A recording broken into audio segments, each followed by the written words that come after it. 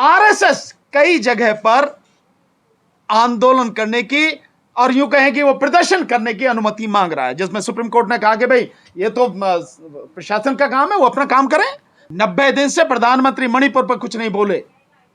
क्या हाल हुआ है आप सब जानते हैं। वहां पर हरियाणा में घटना हो रही है, प्रधानमंत्री के मुंह से एक शब्द नहीं निकला है। वो कहता है कि मुसलमानों को अपनी ऐतिहासिक गलती माननी चाहिए और अपने आप पहल करनी चाहिए, ज्ञानव्यापी को हिंदुओं को सौंपने की। तो ये जानबूझकर इस देश का माहौल खराब करने के लिए केंद्र सरकार द्वारा, मोदी सरकार द्वारा और राज्यों में भिन्न भिन्न जो बीजेपी की सरकारें हैं उनके द्वारा प्री प्लान ये सब कुछ किया जा रहा है। आरएसएस इसमें शामिल है, विश्व हिंदू परिषद इसमें शामिल है और बजरंग दल शामिल है इसमें, और साथ में भारतीय जनता पार्टी।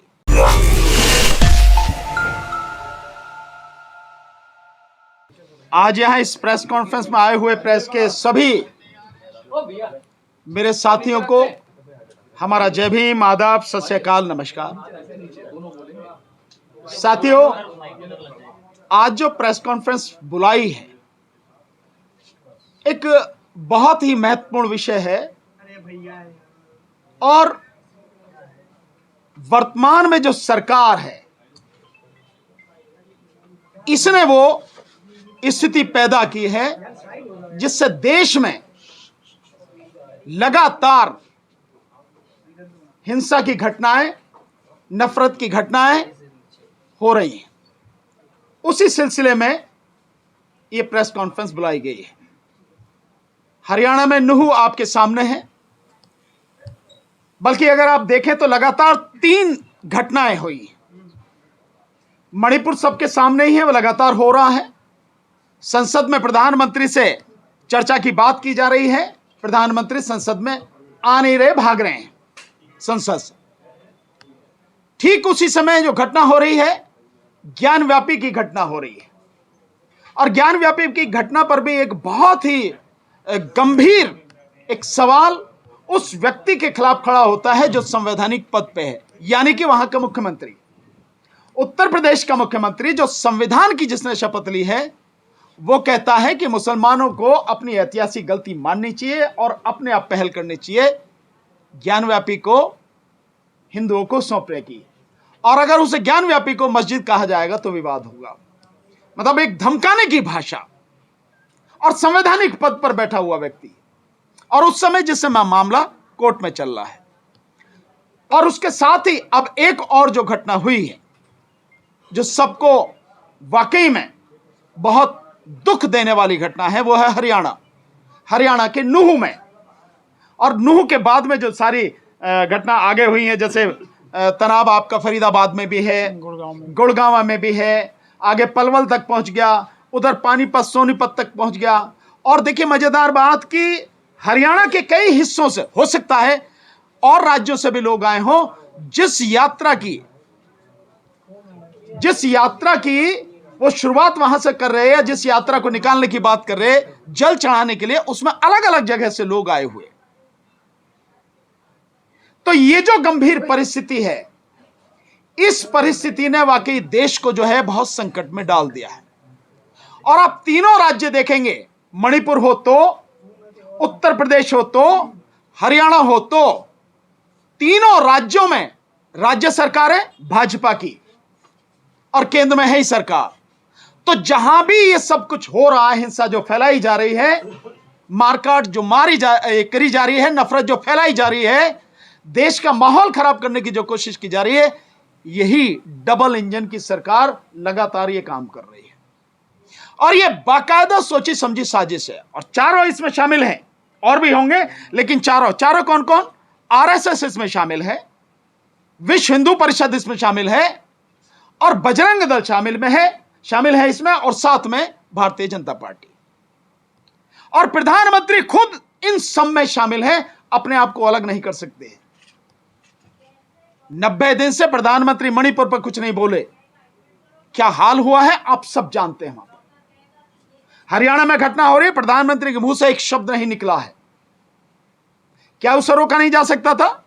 नूह में जिस पर्टिकुलर जगह से वो सारी चीजें हुई, वहां पर 3 घंटे तक पुलिस का आता पता नहीं था जिस समय इस घटनाएं हुई। तो कहां थी पुलिस?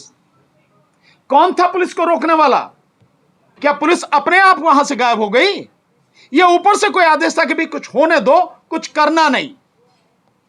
और जो सवाल सामने आ रहे हैं, खुद बीजेपी के सांसद, विधायक और मंत्री ये सवाल उठा रहे हैं कि आप शोभा यात्रा लेके जा रहे हैं, उसमें हथियारों का क्या काम है?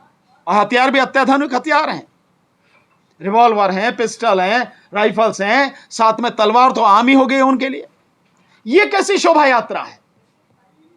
तो ये जानबूझकर इस देश का माहौल खराब करने के लिए केंद्र सरकार द्वारा, मोदी सरकार द्वारा और राज्यों में भिन्न भिन्न जो बीजेपी की सरकारें हैं उनके द्वारा प्री प्लान ये सब कुछ किया जा रहा है। और ऐसा लगता है कि जो सतपाल मलिक जी, जो पूर्व गवर्नर हैं, वो जो बात कह रहे हैं, लगता है इन सब घटनाओं को देख के कि उनकी बात, एक एक बात उनकी सही साबित होगी।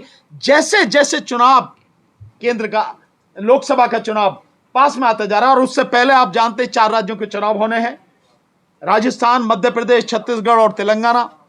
उनके चुनाव तो नवंबर दिसंबर में ही होने हैं, और फिर उसके बाद में जो है अप्रैल मई में चुनाव होना है लोकसभा का।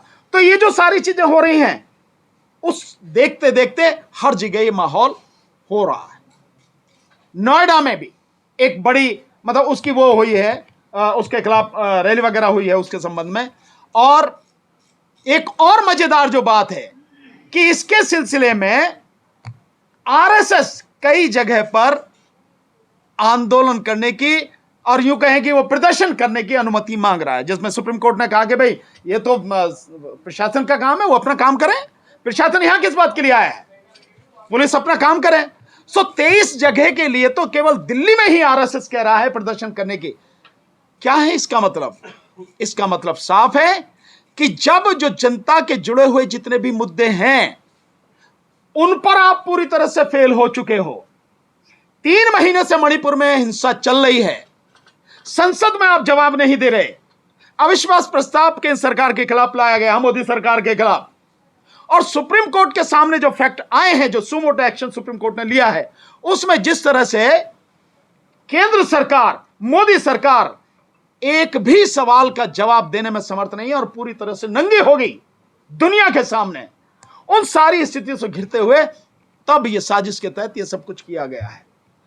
अन्यथा चंद गुंडे आके इस तरह से भड़काने वाली बात कर रहे हैं और पुलिस उनको कुछ भी नहीं कर सकती। तो कहां है एनआईए इनकी? कहां है सीबीआई इनकी? कहां है इंटेलिजेंस इनका? लोकल पुलिस क्या कर रही है? ये फौज जो है इनके पास में, ये क्या कर रही है? 6 लोगों की मौत हो गई इस हिंसा में बेवजह, जिसका कोई अर्थ नहीं था। 2 होमगार्ड वाले मारे गए। तो हम इसकी कड़े शब्दों में भर्त्सना करते हैं, हम इसका कड़े शब्दों में विरोध करते हैं। वहां के लोग लगातार हमारे संपर्क में हैं और हम लोग वहां किस तरह से वहां जाएं, किस तरह का प्लान हो, ये इस बात पर निर्भर करता है कि जो वहां के साथी हैं, क्योंकि केवल वहां जाके और आप केवल पर्यटन करके आ जाएं उसका कोई अर्थ हम नहीं समझते। आप जानते हैं महमूद भाई ने जिस समय जहां दिल्ली दंगा हुआ था, इन्होंने व्यक्तिगत रूप से जाके पूरी दिल्ली में जहां जहां सब इफेक्टेड लोग थे जाके उनसे बात की, उनकी बातों को सुना, और उसके बाद में जो मुकदमे हैं लगातार हम लोग लड़ रहे हैं। तो हम जाने का मतलब हमारा यह है, अगर हम जाएंगे तो कोई अर्थ है उसका, उनको जो लीगल एड चाहिए वो प्रोवाइड कराएंगे, उनके जो मुकदमे हैं वो उनको लड़ेंगे, और साथ में जो पुलिस की ये गुंडागर्दी है और पुलिस की जो नाकामी है, ये यूं कहें कि पुलिस भी उसी षड्यंत्र में शामिल है। और जिस तरह से अब गांव गांव जाके घर घर से लड़कों को उठा रही है, नौजवान बच्चों को उठा रही है पुलिस, ये सारा सब कुछ रुके, पुलिस की तानाशाही, गुंडागर्दी रुके, तो जाएंगे हम लोग वहां से। जब लोग सारी चीजों को समझ के हम लोगों से अप्रोच कर रहे हैं, बात हमारी मानेंगे, देन उसके बाद हम लोग भी वहां पर जाएंगे। इसी सिलसिले में आज हमने ये प्रेस कॉन्फ्रेंस बुलाई है और हमारी हिदायत, हम चेतावनी देना चाहते हैं केंद्र सरकार को और राज्य सरकार को और विशेषकर आरएसएस को कि ये जो देश का माहौल खराब करने की आप कोशिश कर रहे हैं, इसे न करें। इससे किसी का भला होने वाला नहीं है। आज तक हिंसा में कभी किसी का भला नहीं हुआ। और साथ के साथ जो भी वहां पर लोग हैं, मेवात के जितने भी लोग हैं, हालांकि वहां वो ऐसा इलाका है, 1947 में जब देश में कई जगह पे दंगे हुए, मेवात के इलाके में कोई दंगा नहीं हुआ। और 1992 में भी जब बाबरी मस्जिद के बाद में कई जगह वारदातें हुई, वहां तब भी कुछ नहीं हुआ। और वो उस स्थिति में है जबकि वहां की 80% आबादी मुस्लिम आबादी है, लेकिन लोगों की समझदारी का, लोगों की सहन शक्ति का स्तर इतना है कि वो किसी भी तरह से इस बहकावे में नहीं आते। और इस बार तो केवल उन्होंने नहीं, जो भिन्न भिन्न समाज के लोग हैं, जैसे उकसाने की कोशिश की, और अभी भी आप सोशल मीडिया में देख रहे हैं, किसानों को उकसाया जा रहा है। मोनू मानेसर के नाम के साथ में यादव लगा के उसको कहा जा रहा है कि मोनू यादव मानेसर, मोनू मानेसर यादव करके, मतलब इस तरह से उकसाने की कार्रवाई की जा रही है। बावजूद उसके किसान, वहां के जो लोग हैं, भिन्न भिन्न कम्युनिटी के लोग हैं, वो उकसावे में नहीं आए। और एक तरह से आरएसएस के और बजरंग दल और इनके विश्व हिंदू परिषद के मंसूबों पर पानी वहां की पब्लिक ने फेर दिया है। पर फिर भी ये घटनाएं दुखद है, और सोशल मीडिया के माध्यम से जो इनके आईटी सेल के कीड़े हैं, तनखैया कीड़े, ये लगातार जो गंदगी फैला रहे हैं, उससे माहौल कभी भी बिगड़ सकता है। हम इस सब की भर्त्सना करते हैं और उन लोगों से हम अपील करते हैं, वहां के मेवात के लोगों से, किसी भी कीमत पर किसी भी तरह की उकसावे की कार्रवाई में ना आए, शांति बना के रखें ताकि माहौल खराब ना हो। क्योंकि ये यही चाहते हैं, ये उकसावे की कार्रवाई करने के लिए कुछ भी गंदा बोलेंगे, कुछ भी करेंगे, और उसके बाद आप जानते हैं माहौल खराब होगा तो उसका फायदा इन्हीं को मिलेगा। ये वही लेना चाहते हैं, वही करना चाहते हैं। तो सब लोगों से अपील है, वहां के लोगों से और देश के सभी लोगों से अपील है, इस गंदगी से बचें।